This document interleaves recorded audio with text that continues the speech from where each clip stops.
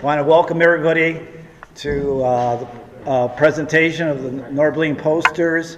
Our presenter today is Elijah Majeski, and he's originally from Romeo. Elijah has a BFA degree from Pratt Institute of New York City.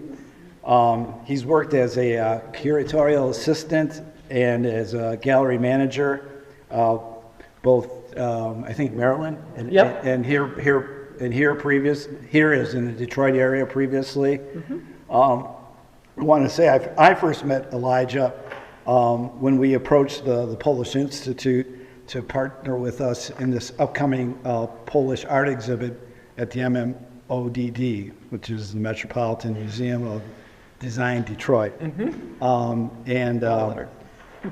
I just want to say Elijah's been a tremendous help facilitating the exhibit with us, and I'm glad you're on board. We actually have someone that I think really knows,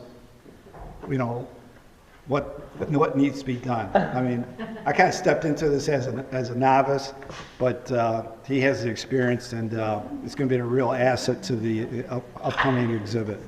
So, without further ado, let's do the presentation. Thank you so much, Brian.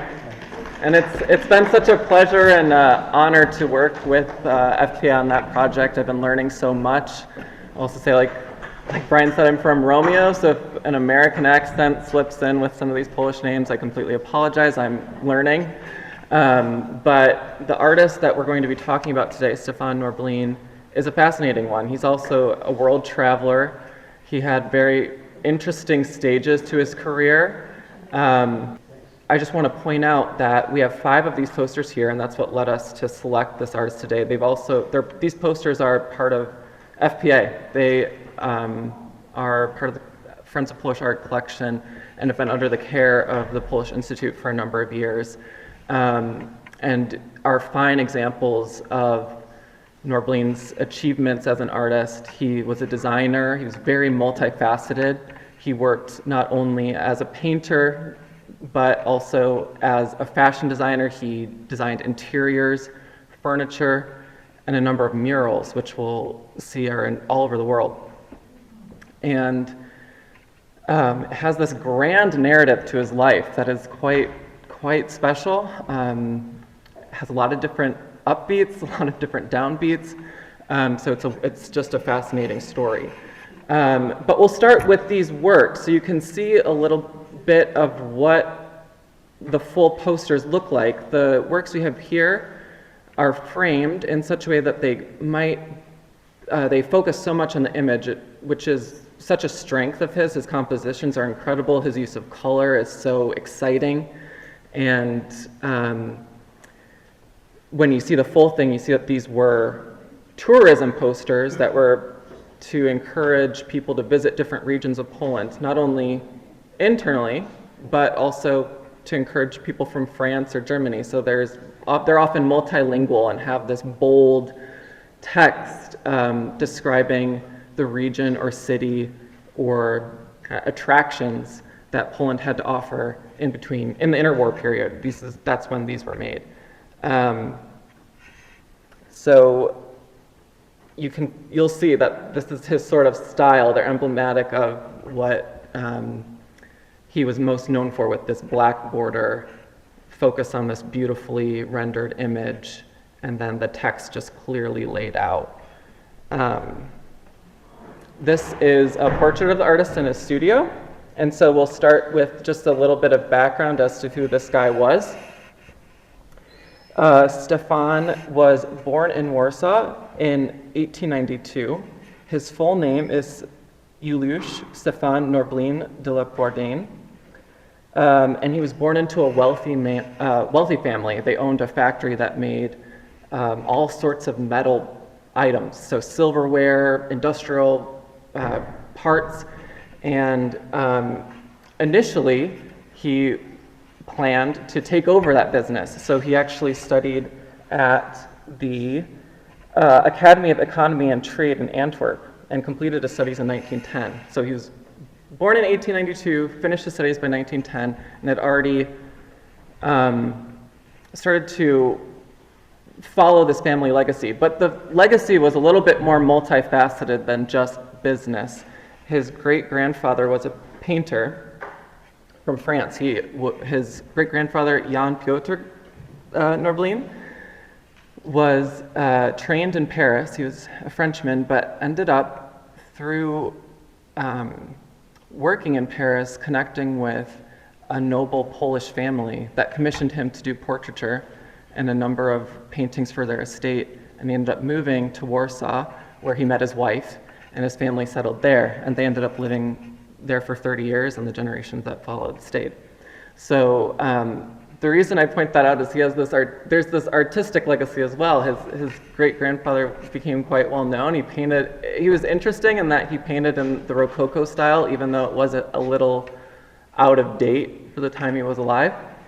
But the reason I think it's also worth taking some time to see what he was up to is there's this lightness to the way that he handles paint and this airiness and like slice of light. You have the sense of the activity and the landscape, and I think you actually see some of this in Stefan's work. There's also these echoes of his great-grandfather's life that will come back up as we continue to learn about Stefan. So this is another image that kind of gives an idea of how he was capturing what he was seeing. Eventually in his career, he focused more and more on Polish scenes and scenes that were historical, so not as much daily life, but he really took on a very sincere interest in Polish culture and began to contribute to what was happening in Warsaw in artistic circles. So that's also in his blood. Another word that comes up when discussing Stefan Norblin and when he was working as a post artist is this whole idea of Art Deco. So I've included some examples here to kind of refresh on what that reference is. Some of these are familiar. Detroit has a lot of great examples of how this style manifested in architecture with all its kind of ornate motifs, the beautiful irises. But also what's interesting about Art Deco is it synthesized so many different sources of inspiration. It was a European take on the Eastern culture. They would incorporate Eastern cultures, North African cultures. It was highly ornate and decorative. It was very bold. They used a lot of color and pattern. But it was always balanced in this very refined way. You'll see that the figures were also stylized. They're often elongated. And this sort of imaginary mishmash, they might reference a certain time and place, but in reality it's kind of these flights of fantasy and excitement and adventure that the artists were really interested in evoking. I've also included some Polish examples. Tamara Lempicka is also a great artist who was working in that style and became emblematic of some of that stylization. As things became like during the 20s and 30s, it was also a time of like rapid industrialization and change. So this style also became associated with the kind of prosperity and luxury that people were gunning for. And yeah, so keep that all in the back of your mind, because I think Stefan Norblin's kind of taking that style and applying it to life in the different places in Poland, which is something that comes up a lot when art historians talk about the art of Poland. They recognize that Polish artists often are very observant of the styles that are throughout Europe, and then they're taking their spin on it and applying, they're focusing really on the content and a way to strengthen this idea of Polish national identity and culture in this broader context. So while there might not be an emblematic Polish style, you can definitely recognize the cities, the dress, the mountains, the reference points to the landscape and the people who have always lived there. So I mentioned he designed clothes, so here's some examples of different costumes and a magazine cover for a women's publication. And then here you'll see, the range of his style. Sometimes it was very bold and very graphic with the emphasis on these shapes and kind of unique color combinations. And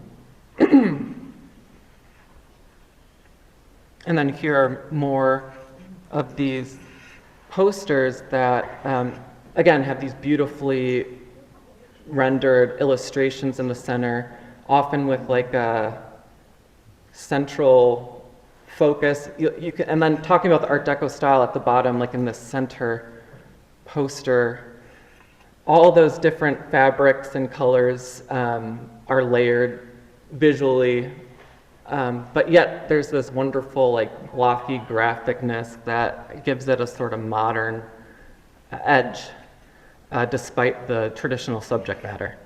And even more so on the right, the way he's playing with the different geometric shapes in the dresses and shawls, and kind of allowing them to be flat, but yet creating this dynamic composition that moves your eye from one corner to the other. And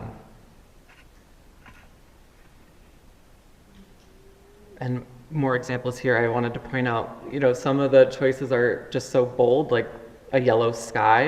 I thought that was particularly unique, and wanted to point out, I do find his sense of composition just to be so special, the way that we're looking around the corner of this old building and have these people kind of walking almost out of the frame toward us, and have the city square kind of in the background, beautifully framed by all of those elements.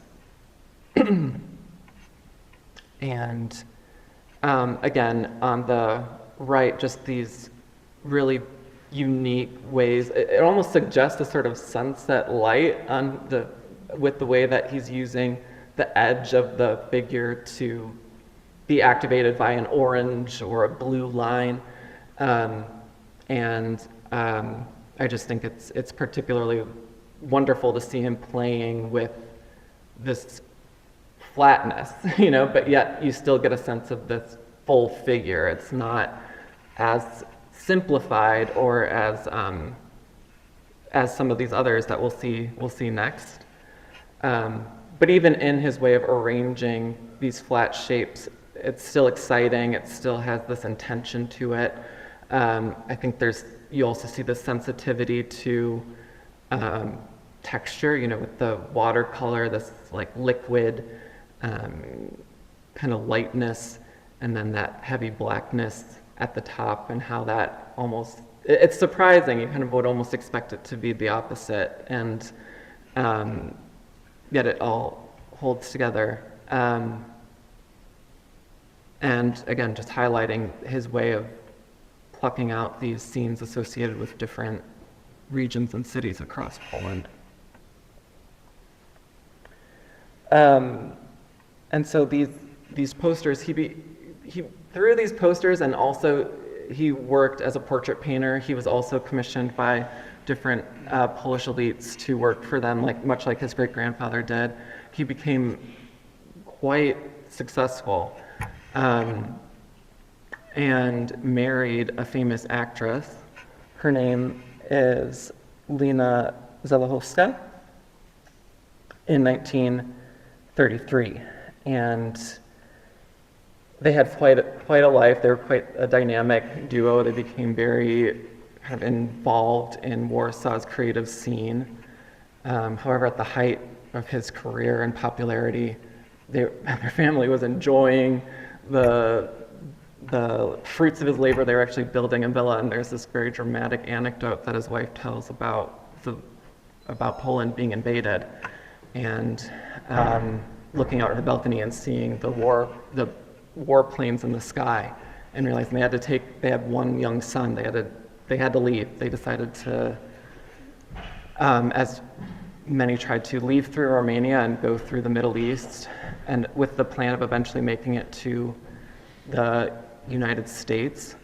However, for them, it took a little longer to get there.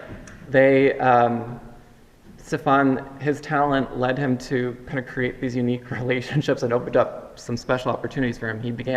They moved through Romania, ended up moving through Iraq, and spent a few years there because he caught the attention of noblemen there, and they heard he was a painter, and he started making portraits for the king, and ended up living there for a few years, began to kind of build a name for himself in that region, and then ended up moving through Iraq into India and settling there. So I'm sure there are a lot of different stories in between all of that, but just in broad strokes, he ended up spending 5 years in Mumbai painting these beautiful murals in the palaces there. So there's this really interesting moment, especially looking back, because with things like posters, they don't always survive, yet these murals are there, and he became so well known in India. But as this, he painted something like 60 murals in palaces across India, and they are these examples to them of this Art Deco style that was so popular in Europe. So they really treasured them because Stefan, he was also very sensitive to their culture and would integrate the two. So there'd be, almost like combinations of different European dress and Indian dress, and for the nobles in these palaces, they felt like it made them more worldly, represented the fact that they had access to this different talent from all over the world, and were very connected to this global artistic network. So they took great pride in having him there. But anyway, so we'll see some of that. This is him working on a mural of these dancers. They almost have like, they are huge. They fill rooms. I'll show you a few more. So this, when he's settling in India, it's 1941, to give you some clues, and he spent about 5 to 6 years there. The records are a little shaky at the end, but the name of the palace he worked the most in is Umaid Bhawan in Rajasthan. And he not only made murals, but also helped to design the interiors and furniture. So he got a chance to flex the full range of his creative abilities. And this is a portrait of him a little older with his family, just to give you an idea of what he looked like at this point of his life. And next you'll see, this is the palace. So there was a lot of space to work with. Some of these portraits, or murals, like you said, are quite large, and he had a lot of support to play around. So there's all these sketches of him coming up with different compositions that he would then translate into different rooms, and it's really quite spectacular, I would say. But as with many things, over time, well, they've actually recently been restored. So if you were to go there, this picture's a little old, but I'm getting a little bit ahead of myself, but you'll see that it's his notoriety kind of ebbed and flowed. He was really well known with the kings at the time he was alive, but because of the circumstances of his life, he didn't necessarily stay in India to maintain that legacy. So some of that information about who he was and what he did was lost. So there's this funny little detail that all the Indians thought there was this fantastic Polish artist called Norblin, because he signed everything S. Norblin. And there was after, and we'll get to the end, but I think it was the 80s or 90s, there was a German curator who this palace ended up becoming a hotel, and stayed there and recognized his work, and it rejuvenated interest in Stefan, and they were able to raise money to restore everything. So anyway, that's a bit of a digression, but it'll all make a little bit more sense as we continue to go. But I wanted to contextualize that this looks like it's in need of some repair, and I wanted to assure you it has been taken care of. And if you're in India, you can stay at this place and enjoy it for yourself. They're still there. And yeah, so even up above, you'll see here kind of how his interest in furniture and interiors, it all does tie together in a way that's very emblematic of this style that we were talking about before. And just to prove that he did really envision all this, these are some of his sketches of the spaces that he worked on. And they are really quite special, beautiful, and so this is like all stone and carved in these like Art Deco. There's a lot of like rounded lines and at that time, but it's real, and it came to life as he planned. Can I say? Sure. Are those paintings or are they actual rooms? They almost These look like these are rooms. These are rooms. These pictures are a little older and I chose them because they reflect the style and sensibility of Norblin when he was furnishing it. Since it's become a hotel, if you were to look on their website, you can actually see his paintings in the rooms that you would be able to stay in, but they've updated the furnishings. So they aren't all quite of the period anymore. But yeah, these are real. But like you said, it's like if you were to look, it really does look like his drawing just came to life on the left. It's really great. And so to give you an idea of kind of that mixing of old and new, this is like one of the more updated rooms, and the painting above the bed is by Norblin.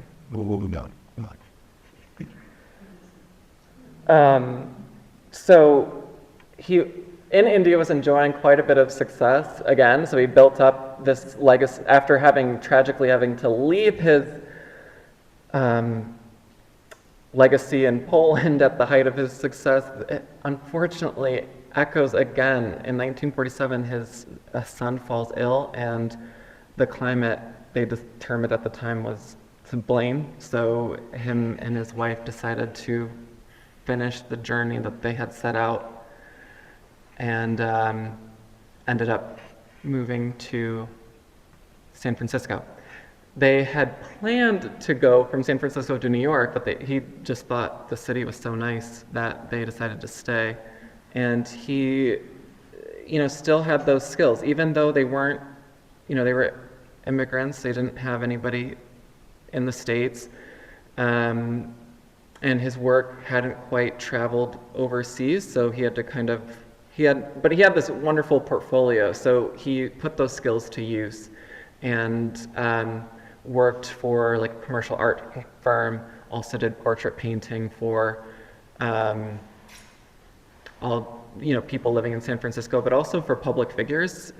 So we'll get to that, but you also see he kind of applied his abilities to different subject matter. It wasn't just the posters at this point anymore. It wasn't just murals. He took this interest in kind of different in like storytelling, I would say, and applied it to all different things. So we have an image of Joan of Arc.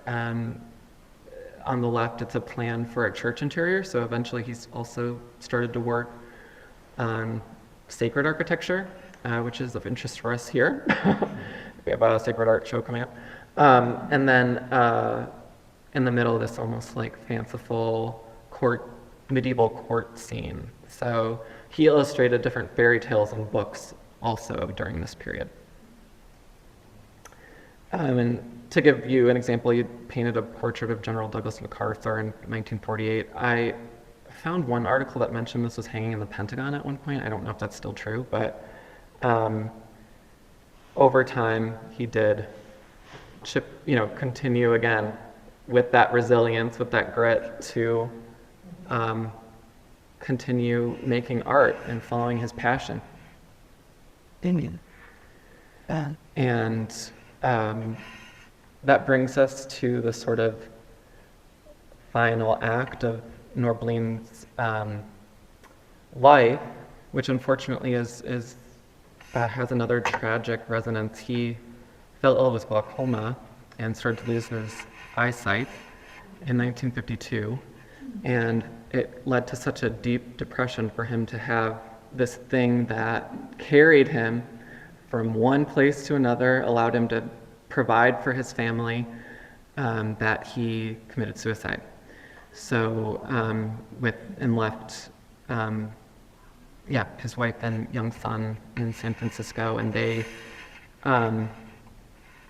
stayed there and made a life for themselves.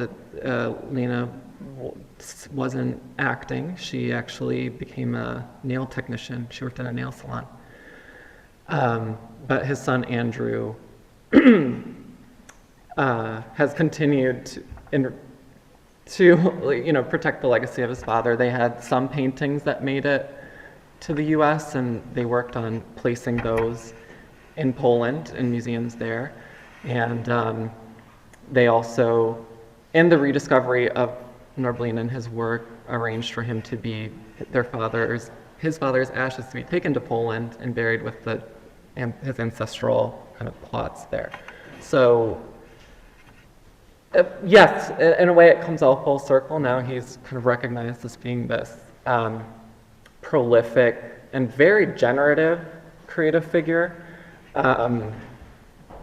And there have been exhibits of his work not only in the Poster Museum in Poland, but also in India, because so much of his work there. And so it creates these interesting conversations interculturally.